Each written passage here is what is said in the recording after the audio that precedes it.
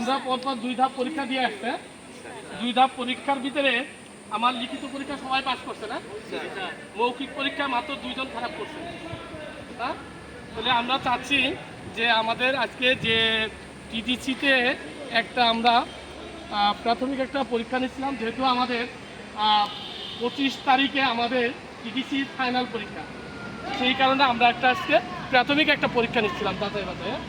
যে পরীক্ষাটা নিচ্ছিলাম যে প্রস্তুত কেমন আছেন আপনারা, এই বিষয়ে আমি একটা পরীক্ষা নিচ্ছিলাম, তাই না? 2 ধাপ আমাদের হয়ে গেছে।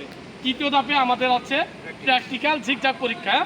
আমরা পর্যায়ক্রমে যাকে পাঠাবো সেই পরীক্ষা দিবেন, একবার যাবেন আর একবার আসবেন।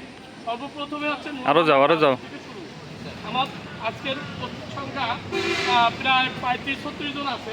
হ্যাঁ, তাহলে আমরা পর্যায়ক্রমে একজন এদিকে আসো, একজন আরেকজন যাবে।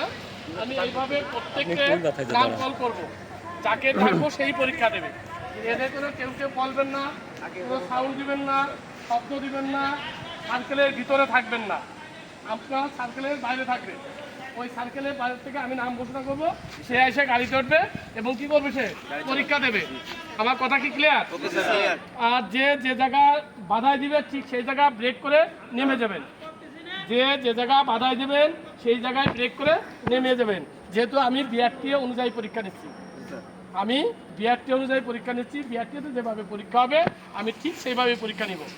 ঠিক আছে স্যার। ডিসকোয়ালিফাই তো ডিসকোয়ালিফাই যাবে। Okay sir. ঠিক আছে? ঠিক আছে। Clear? Clear sir. Thank you, ধন্যবাদ সবাইকে।